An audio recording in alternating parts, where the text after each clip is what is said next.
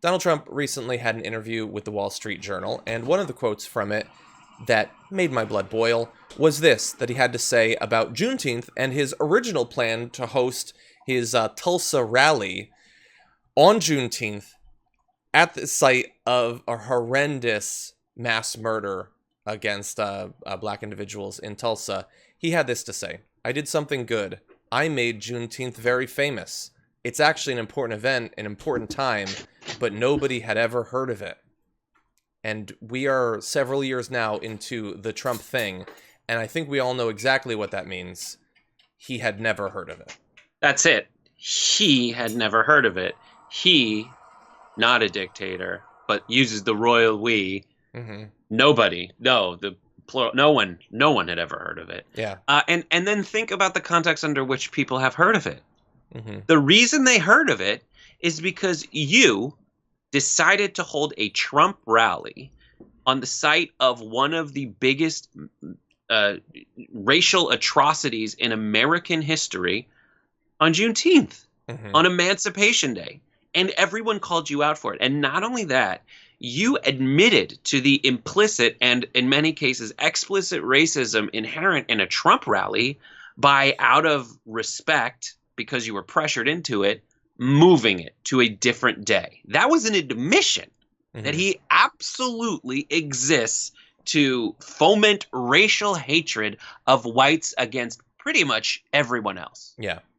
Yeah, and by the way, I see some people in the comments saying that they just learned about Juneteenth either this year or last year or a few years ago. That's totally fine. The ignorance is not that surprising. For me, too. I don't remember what year it was that I learned about it, but it wasn't 20 years ago. And that is because so much of American history is not taught selectively to hide certain aspects of what our country is and was. Trump, though, has been president for literally years. He has been president for multiple Juneteenths already, and clearly, from that quote, has no idea what it was. This is one of the simplest ways to translate Trump speak. When he says that nobody has ever heard of this, or more than anyone had ever imagined, he is only talking about himself because he views the universe as only existing inside of his dome. That's it. Donnie solipsism. Exactly.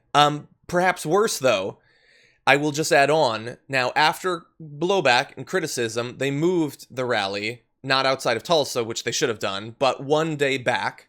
So they did do that, and we can expect that there are probably going to be protests, and here is what he had to say today. "Any protesters, anarchists, agitators, looters, or lowlifes who are going to Oklahoma, please understand, you will not be treated like you have been in New York, Seattle, or Minneapolis.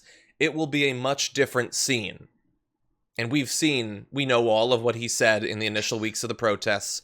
The dog whistle of the looters or lowlifes from Trump, and the clear threat there to use deadly violence. And by the way, we have seen how the protesters were treated in New York, Seattle, or Minneapolis.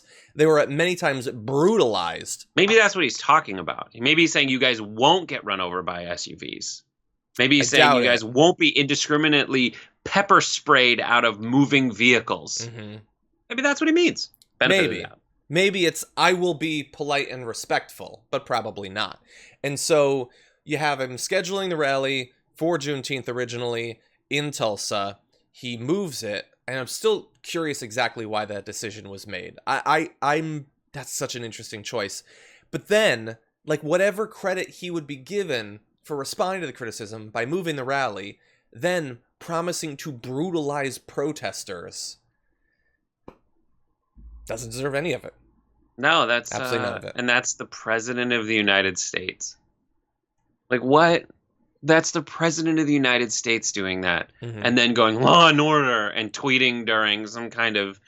There was an event that he had where he was at a table and he's just like firing off tweets in the middle of this press event. Yeah, he's a nightmare, and that's the problem. I mean, in the main show meeting, it was like there was so much that was terrible that we could cover about what the President of the United States has done. The conversations we're having about what to cover is deciding between whether the president is a Nazi, like when the president affiliates himself with Nazis, and when the president is doing some other thing like threatening protesters with violence. Yeah. Yeah, the process of choosing stories has become absolute madness. Like, yeah, you're alluding to the Nazi symbol in the ad thing, right? Yeah, so we didn't end up talking about that, but we could have, and like maybe should have. I mean, the entire thing of trying to put together a rundown now is, like, to what extent is putting a spotlight on the clear calls to neo-Nazis, white supremacists, domestic terrorists, all of that. To what extent is it doing their job of making sure that all of them know about it, versus how can we just stand by and let this continue and not say anything about it? Yeah. On this show, it's like, do I have to debunk this, or is it too obvious? Yeah. Yeah.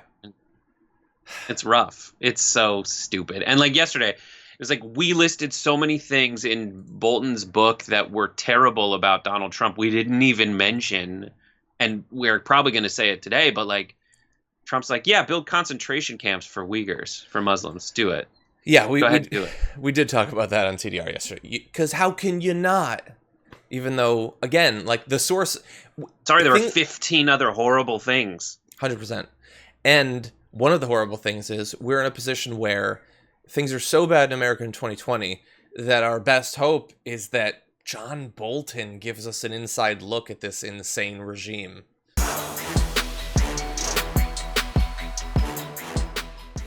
Check out the Damage Report podcast each day, wherever you get your podcasts, whether Pocket Casts or Stitcher or iTunes.